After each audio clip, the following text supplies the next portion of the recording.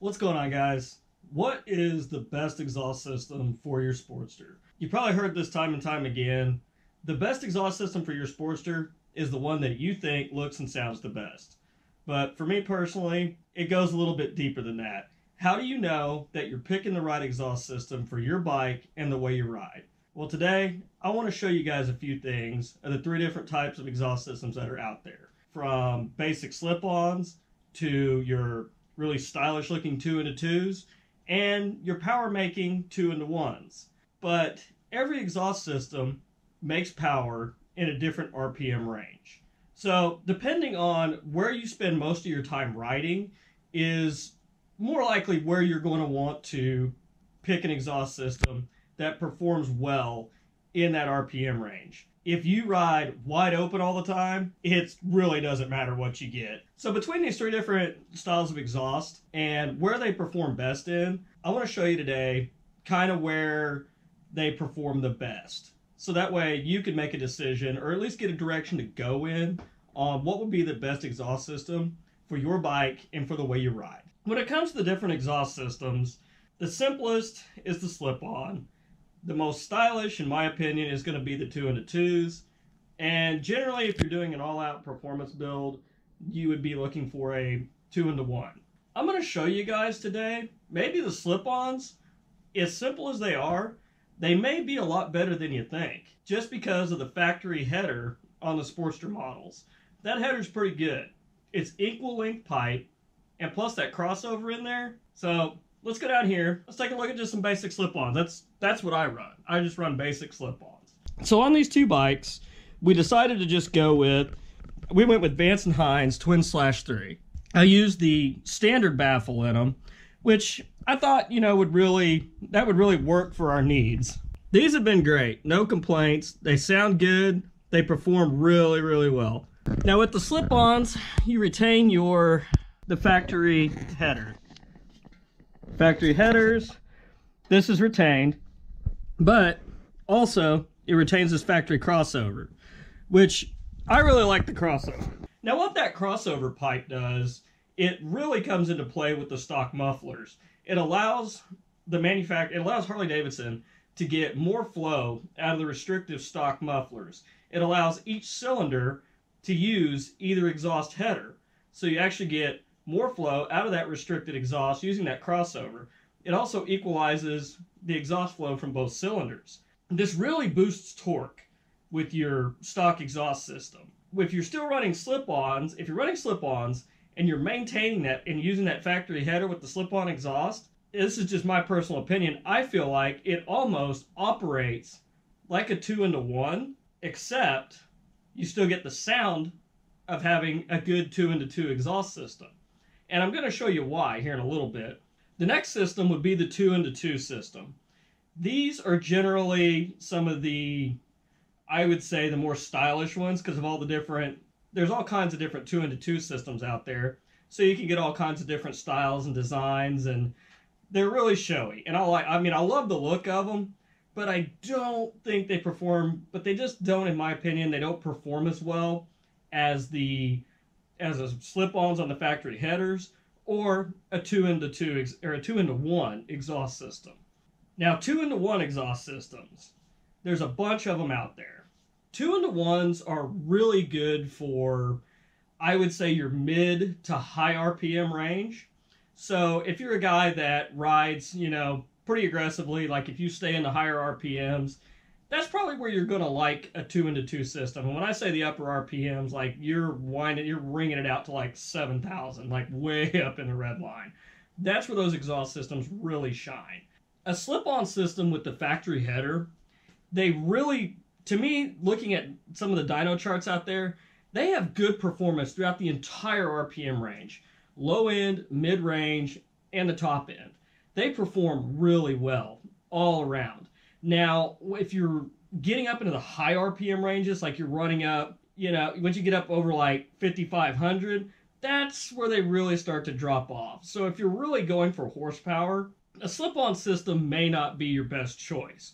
But for just casual, all-around riding, slip-on systems are great. And I'll show you on the dyno charts where they make their power and how they're great all through the RPM range. Now, 2-into-2 systems, they look really good. I love the look of 2-into-2 systems, but they don't perform as well as a 2-into-1. Now, 2-into-1 systems, you can get these in black, you can get them in chrome, or you can get them in stainless.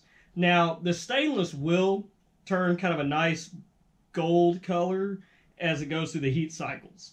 So if you're looking at a stainless system, just bear that in mind, that you will have some color change with it there as time goes on. Now, baffles do make a huge difference with any exhaust system. The smaller the baffle, the more torque you're going to have. The larger the baffle or no baffle gives you more power on the top end. Now, the thing to bear in mind with baffles, also the smaller the baffle, that moves you basically think of it as the chart. It takes the power from one end of the chart and moves it to the other. If you have a baffled system, like if you use say you have like a Vance & Hines, for example, the quiet baffle, which I think is a 1.5 inch, 1.25 inch. I'm not sure on what size a baffle is, but say with Vance & Hines, you go with the quiet baffle, you're going to get more torque and more power right off the bottom end. You're going to lose some horsepower on top.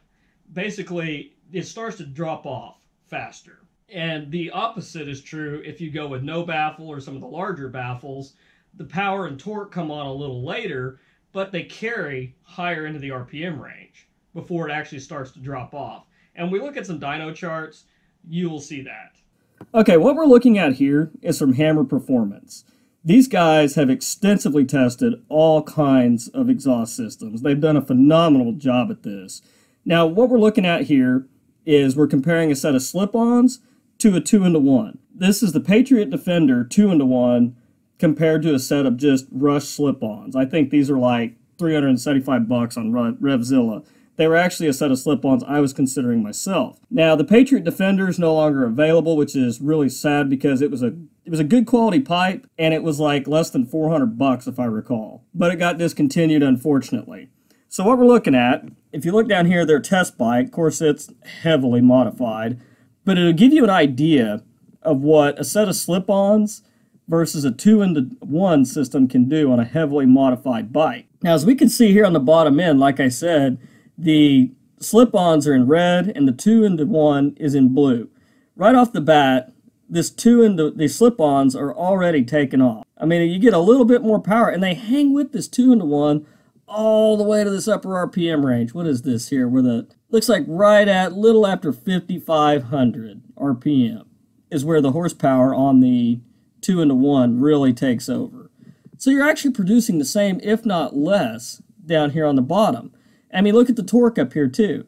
Once again, the Rush Slip-Ons, they're taking off. Then they kind of even up right here, and then looks like you're actually getting higher peak torque with Slip-Ons right at 5,500 RPM, which that's impressive, but keep in mind, this is on a heavily modified engine as well.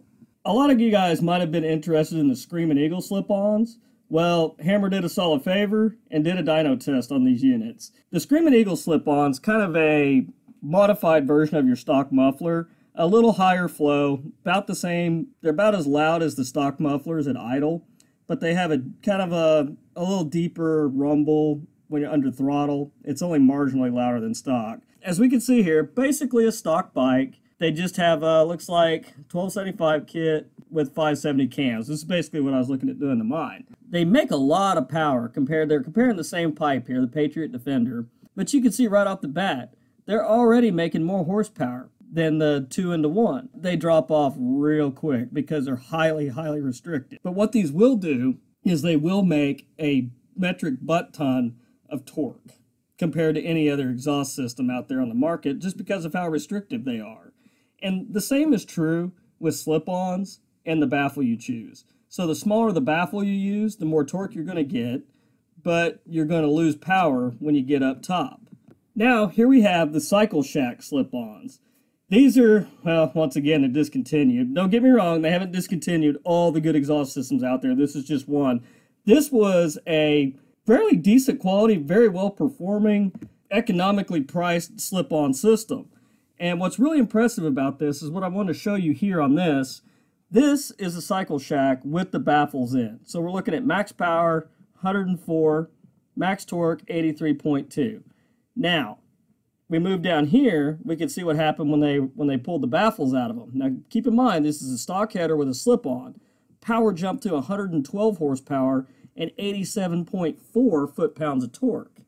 But if you look up here where it was baffled, you see we've got good torque, good climbing horsepower, up to, looks like the torque peaked out about, I'll just say right around 5,500, and then the horsepower just continued to climb. But see, you notice how steady this is right here. Now, with the baffles out, it made more power and torque, but look where it made it.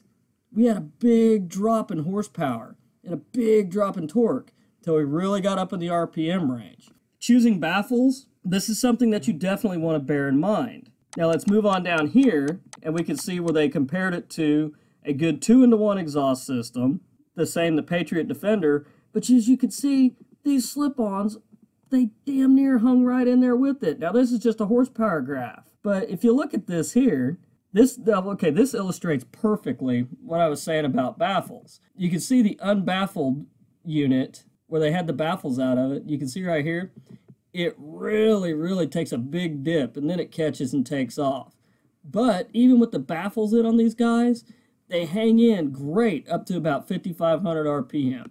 And that's why I say, if you're just a casual street rider, a set of slip-ons will do you just fine. But if you ride wide open all the time, it really doesn't matter. Go ahead and get a 2-in-1. That's going to be your best option. Now, this is a very popular 2-in-2 system, the Vance & Hines short shots. I see these all the time on a lot of different bikes. And what they've done here is they have the short shots non-baffled in red. They have the short shots baffled in green. Now, this is interesting. Even with the short shots, with the baffles out, you can see that big dip in power you get till you really get up here in the horsepower. And with the baffles in, we're coming up here. They're pretty close all the way through. It's just up at the top end. That's where they really start to drop off. A good 2-in-2 system, they will perform. They'll perform pretty well. You just got to pay attention to where that power comes on. You can see the Patriot here. It stays a lot steadier. You have a lot more linear power curve all the way up. And then once again at the very top, it drops off. I mean, it gets all the way up here till it drops off. That's where you're going to get your most horsepower. So if you like to ride wide open, I would say go with the 2-in-1. All right, guys, that's all I got for you today. I hope this was really beneficial to you.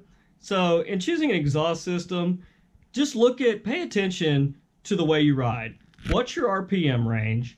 Check the Hammer website, look at some of the different exhaust systems that they've tested, and just pay attention to those dyno graphs and where that power comes on, where it drops off, and while you're riding, watch your RPMs. Where are you shifting? Where do you spend most of your time? And that'll help you choose an exhaust system that's really going to fit your needs. Because you want to have that power where you do the meat of your riding. And don't forget, well, I'll get into that in another video about whether you need to tune it with a set of slip-ons or not. I'll throw out my 2 cents there, and you guys can take it for what it's worth and go from there. Well, like I say, I hope this helped you out. I hope you enjoyed it, and I'll catch you guys in the next one. Oh yeah, don't forget, please like and subscribe. Thanks for watching, guys.